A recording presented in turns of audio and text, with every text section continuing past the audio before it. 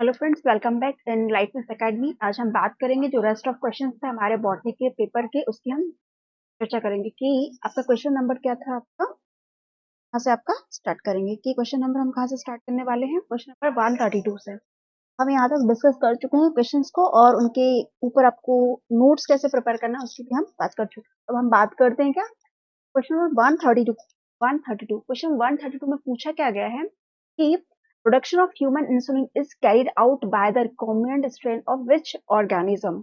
तो यदि उसकी बात करते हैं तो जो यहाँ पर ई कोलाई आंसर में दिए रखा है, पर ई कोलाई से भी आपका इंसुलिन जो होता है वो प्रोड्यूस होता है। दूसरी बात होती है आपकी ईस्ट को, जिसको आप क्या कहते हैं, तो कहते हैं क्या है आपका इंसुलिन है ईस्ट से, और ये ईस्ट जो है वो इसको बोलते हैं सेक्टोमाइसिस सर्वाइसी। वहां से भी जो होता है वो उस स्ट्रैंड से भी आप इंसुलिन को क्या कर सकते हो, इसको आप ऑब्टेन कर सकते हो। तो आंसर्स यहाँ पर क्या है, आपके दो आंसर्स। फिर शायद इस क्वेश्चन को क्या किया होगा उन्होंने, शायद डिलीट किया, आगे कोई रीजन नहीं पता। बट हाँ, यहाँ पर क्या है आपका इक्वल और ईस्ट दोनों से क्या कर सकते हैं आप, इंसुलिन जो होता है दोनों के स्ट्रेंथ से आप इंसुलिन को प्राप्त कर सकते हो। हम चर्चा करते हैं क्या अब क्वेश्चन नंबर 132 की। क्वेश्चन नंबर 132 में पूछा गया है, क्या पूछा गया है कि which of the following product are result of koji fermentation. तो कॉजी फर्मेंटेशन से आपको कौन सा प्रोडक्ट जो होता है उसका वो प्रोडक्ट आपको मिलता है। तो यहाँ पे जो लिखा है आंसर में क्या, सोया सॉस, जो ही सोया सॉस जो होता है वही इसका आंसर भी है। कॉजी फर्मेंटेशन से आप क्या कर सकते हैं, सोया सॉस जो होता है वो प्राप्त कर सकते हैं। बाकी जो होते हैं ये सब जो आपका चीज है, योगर्ट है, ये भी ब्रेड, ये भी क्या है फर्मेंटेड प्रोडक्ट का ही क्या है एग्जाम्पल है। बट इन्होंने पूछा क्या है कि कॉजी फर्मेंटेशन से आप कौन सा प्रोडक्ट ले सकते हो, तो कौन सा है वो आपका सोया सॉस जो होता है वो आप कॉजी फर्मेंटेशन से प्राप्त कर सकते हैं। अब हम बात करते हैं क्वेश्चन नंबर 134। क्वेश्चन नंबर 134 में क्या पूछा गया, नेचुरल प्रोडक्ट्स ऑफ चीज involve which mixture that carries out lactic acid fermentation. तो नेचुरल प्रोडक्ट आप पूछा गया है क्या, पनीर के उत्पादन में कौन सा मिश्रण प्राकृतिक रूप से लैक्टिक अम्ल किण्वन द्वारा उपयोगी है। तो कौन सा है वो आपका, एक तो आपका लैक्टोबैसिलस है, दूसरा आपका स्ट्रेप्टोकोकस है। ये दो माइक्रो ऑर्गेनिज्म है जो कि क्या कर सकते हैं आपके पनीर के उत्पादन में जो होता है प्राकृतिक रूप से क्या होता है, इनका मिश्रण जो होता है वो तैयार किया जाता है। एक तो आपका स्ट्रेप्टोकोकस है, दूसरा क्या है आपका लैक्टोबैसिलस है। अब क्वेश्चन नंबर 135 बोलते हैं, 135 में क्या पूछा गया है कि अंबर जो फॉसिल होता है were formed from which product of plant. Plant किस प्रोडक्ट में अंबर जो फॉसिल होता है वो आप ऑब्टेन कर सकते हो। तो कौन है आपका रेजिन। रेजिन जो होता है पार्ट ऑफ कॉनिफर, जो कॉनिफर प्लांट्स होते हैं जिनको आप जिम्नोस्पर्म कहते हैं, बड़े बड़े लार्ज ट्री होते हैं, उसमें क्या होता है अंबर फॉसिल जो होता है, इसको अंबर रेसिन के नाम से भी जाना जाता है। क्या पाया जाता है आपका अंबर फॉसिल जो होता है रेसिन और पास्ट कॉनिफर्स में पाया जाता है। पास्ट क्यों लिखा है कि क्योंकि जो जिम्नोस्पर्म होते हैं, जिम्नोस्पर्म जो होते हैं बहुत बड़े बड़े क्या होते हैं ट्री होते हैं, जिनके जो होता है पास्ट कॉनिफर, जो कॉनिफर प्लांट्स होते हैं उनमें क्या होता है रेसिन जो होता है वो क्या है आपका अंबर फॉसिल है।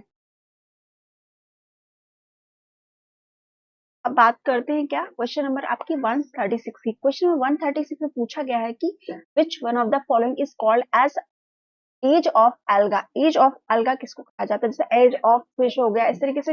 ये क्वेश्चन कहाँ से आपको, ये क्वेश्चन है आपका इकोलॉजिकल जियोलॉजिकल टाइम स्केल, जो जियोलॉजिकल टाइम स्केल होता है वहां से आपका क्या है ये क्वेश्चन फ्रेम हुआ है। तो कैसे इसको याद करोगे कि प्री कैम्ब्रियन जो होता है वो क्या है आपका एज ऑफ एल्गा है। यदि आप प्लांट के क्या बोलेंगे, प्लांट के यदि एवोल्यूशन की बात करते हो तो सबसे पहले क्या आता है आपका एल्गा आता है। एल्गा के बाद आते हैं आपके ब्रायोफाइट्स, ब्रायोफाइट के बाद आपका टेरिडोफाइटा आता है, फिर आपका जिम्नोस्पर्म, देन फिर क्या आता है आपका एंजियोस्पर्म। ये क्या है आपका ऑर्डर है किसका, प्लांट एवोल्यूशन का। तो पूछा गया है कि एज ऑफ एल्गा, तो जाहिर सी बात है कैम्ब्रियन जो होता है के पहले क्या होता है आपका प्री कैम्ब्रियन होता है। तो सबसे पहले प्री कैम्ब्रियन में क्या होता है आपका एज ऑफ एल्गा है। जो पैलियोजोइक है, मीसोजोइक है, सीनोजोइक है, इनमें नहीं। ये तो बहुत क्या बोलते हैं एडवांस्ड है, मतलब क्या कह सकते हैं आप, जो जियोलॉजिकल टाइम स्केल होता है उसमें एक होता है आपका पैलियोजोइक, एक होता है मीसोजोइक और एक होता है सीनोजोइक। पैलियोजोइक मीसोजोइक से भी पहले कौन आता है आपका प्री कैम्ब्रियन। पैलियोजोइक के क्या है आपके 6 जो है क्या बोल सकते हैं पीरियड्स हैं। इसमें आपका कैम्ब्रियन आता है, पहला जो आता है कैम्ब्रियन, उसके उससे ही पहले की बात है तो कौन है उसमें, कौन आता है आपका प्री कैम्ब्रियन, जो ईरा होता है, इयोन होता है, इयोन कहते हैं इयोन। कौन होता है आपका एज ऑफ एल्गा जो होती है वो पाई जाती है, तो एज ऑफ एल्गा कहा जाता है प्री कैम्ब्रियन टाइम को, पीरियड को। तो हम बात करते हैं क्या क्वेश्चन नंबर 137 की। इसमें क्या पूछा गया है कि the first macromolecule which form during course of evolution. तो जो फर्स्ट मैक्रोमोलिक्यूल है, क्वेश्चन क्या है आपका मैक्रोमोलिक्यूल। देखा जाए तो ये सारे क्या है आपके मैक्रोमोलिक्यूल्स के ही क्या एग्जांपल्स है, बट पूछा गया है कि during the evolution, during the course of evolution की बात की तो जो आरएनए होता है ना, आरएनए सबसे क्या है आपका सिंपलेस्ट है, पहली बात तो सबसे सिंपलेस्ट है, और कैसा है ये मैक्रो मॉलिक्यूल है, और इसके लिए एक थ्योरी भी है, तो आप कहते हैं आरएनए वर्ल्ड थ्योरी। इसमें बताया गया कि आरएनए जो मॉलिक्यूल था उसका एवोल्यूशन में कैसे पार्टिसिपेशन बताया गया, आरएनए जो होता है वो कैसे जेनेटिक मटेरियल की तरह काम किया जब आपका कोर्स ऑफ एवोल्यूशन हो रहा था उस दौरान। सबसे पहले क्या था जेनेटिक मटेरियल, आरएनए जो था वो एज अ जेनेटिक मटेरियल जो था वो पाया गया। उसके बाद हम क्वेश्चन नंबर 138 को डिस्कस करते हैं। क्वेश्चन नंबर 138 में पूछा गया है कि हर्बेशियस प्लांट जो होते हैं पर abundant dominant in which part of the geological time scale. वापस आपका जियोलॉजिकल टाइम स्केल से क्या है क्वेश्चन है। तो हर्बेशियस जो प्लांट होते हैं, हरे भरे जिनको बोलते हैं हर्बेशियस, जो हर्ब वाले होते हैं, वो कहाँ पाए जाते हैं आपके सीनोजोइक। सीनोजोइक जो अभी जिस ईरा में हमें है वो कौन सा ईरा है आपका सीनोजोइक ईरा ही चल रहा है। यदि आप बात करते हैं डायनासोर, अपने नाम सुना होगा, जो मीसोजोइक ईरा होता है वहां पे कौन थे आपके, यहाँ पे पीरियड है, एक तो आपका ट्राइएसिक है, जुरासिक है, और आपका क्रिटेशियस। तो जुरासिक में क्या होते हैं आपके डायनासोर आते हैं। तो जब डायनासोर की बात करते हैं मीसोजोइक, सबसे पहला कौन सा ईरा होता है आपका पैलियोजोइक, उसके बाद आपका मीसोजोइक आता है, फिर आता है आपका सीनोजोइक। हर्बिशियस प्लांट का पूछा है तो कब आएगा ये सीनोजोइक ईरा में पाए जाए, हो सकता है लास्ट नेक्स्ट टाइम आपसे जुरासिक का पूछ ले, जुरासिक जो होता है वो डायनासोर से रिलेटेड है। ठीक है सर, जोलॉजिकल टाइम स्केल को क्या कर सकते हैं प्रिपेयर कर सकते हैं। ऑलरेडी एक वीडियो भी है मेरा चैनल पे, आप चाहें तो देख सकते हैं यदि आपको इसका आइडिया ना हो तो। प्रोसीड करते हैं कि आपके नेक्स्ट क्वेश्चन पे कि during photosynthesis in C4 plant which molecule act as CO2 acceptor. इसके इसी पेपर में C3 जो प्लांट का पूछा गया था उसमें पूछा गया था कि पहला एक्सेप्टर कौन था उसमें, तब उसमें हमने क्या बोला था फॉस्फोग्लिसरेट था। कौन था आपका ये 3PGA, ये C3 प्लांट में कौन होता है ये होता है पहला जो स्टेबल मॉलिक्यूल था वो। लेकिन ये पूछा किसका है, इन्होंने C4 प्लांट का पूछा। C4 प्लांट के बारे में पूछते हैं तो ये क्या है आपका PEPA, जिसको आप बोलते हैं फॉस्फोइनोल पाइरुवेट पाइरुविक एसिड। ये कौन है आपका एक्ट एज CO2 एक्सेप्टर, कौन काम कर रहा है यहाँ पे act as a CO2 acceptor. और यदि आप बात करते हो रुबिस्को की, ये क्या RUBP क्या है, रुबिस्को है। रुबिस्को का मेन काम इसका साइकिल, ये प्रेजेंट ही कहाँ होता है आपके C3 प्लांट में पाया जाता है। और जो ऑक्जेलो एसिटिक एसिड का दे रखा है वही इसमें जब कार्बोक्सिलेशन प्रोसेस हो जाती है पीईपी में, तब आपका ऑक्जेलो एसिटिक एसिड बनता है, वो भी C4 प्लांट्स में ही बनता है। अब हम बात करते हैं क्या आपके क्वेश्चन नंबर 140 की। क्वेश्चन नंबर 140 में क्या पूछा है कि the proposal of origin of life through chemical evolution was given by. यहाँ पे पूछा क्या गया है कि केमिकल एवोल्यूशन किसके द्वारा दिया गया था। तो ओपेरिन और हर्ल्डेन जो है इनकी बहुत ही फेमस थ्योरी है। ओपेरिन और हर्ल्डेन की क्या है आपकी बहुत ही फेमस थ्योरी है। क्या थ्योरी है ओपेरिन एंड हर्ल्डेन की, कि क्या है इनका को असर्वेट मॉडल। इनका मॉडल का नाम क्या है को असर्वेट मॉडल। इनकी थ्योरीज में क्या बताया उन्होंने केमिकल एवोल्यूशन के बारे में अच्छे से चर्चा करी है कि कैसे पॉलीमराइजेशन होता है इनऑर्गेनिक का, और कैसे ऑर्गेनिक और इनऑर्गेनिक जो है मिल करके क्या बना रहे हैं आपके लाइफ को ओरिजिनेट करते हैं।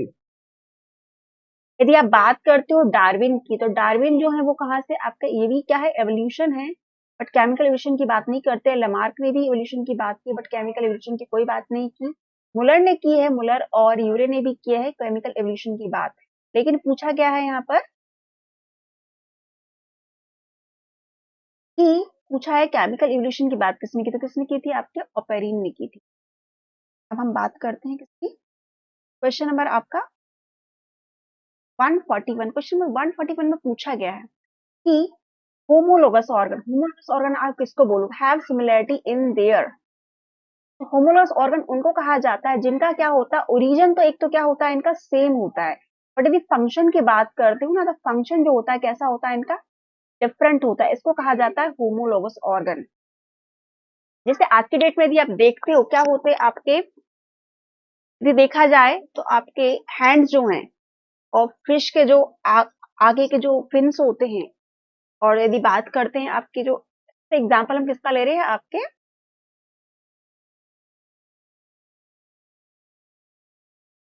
यदि आप हैंड्स की बात करते हैं कहाँ होते हैं आपकी फिश, फिश में क्या होते हैं आपके आउटर आगे के जो फिन्स होते हैं,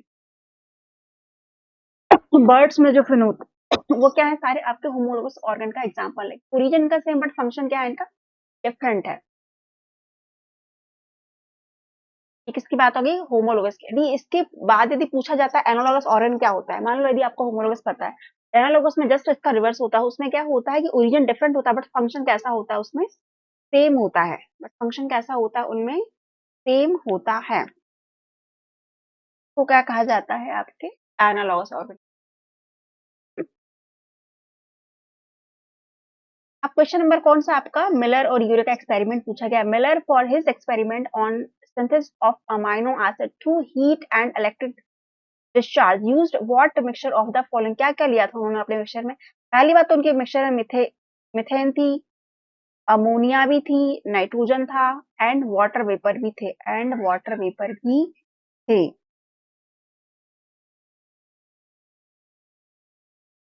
अब यहाँ पर जो क्वेश्चन है देखो, टाइपिंग एरर है यहाँ पर कि यहाँ पर क्या दे रखा है, नो CH4 यहाँ भी दे रखा है, NH3 यहाँ भी है, NO2 और वाटर वेपर्स यहाँ भी दे रखे। इस वजह से क्या है, इस क्वेश्चन को शायद उन्होंने डिलीट किया है। यहाँ पर H2 है, CO2, NO3, ये वाटर वेपर्स है। तो जितना कुछ यहाँ पे कॉम्बिनेशन ये सारा कुछ था प्रेजेंट था उनके यहाँ पर, उनके एक्सपेरिमेंट में। अब क्वेश्चन नंबर 143 की बात करते हैं। क्वेश्चन नंबर 143 में क्या पूछा गया है, the biological process of soil conservation include which of the following.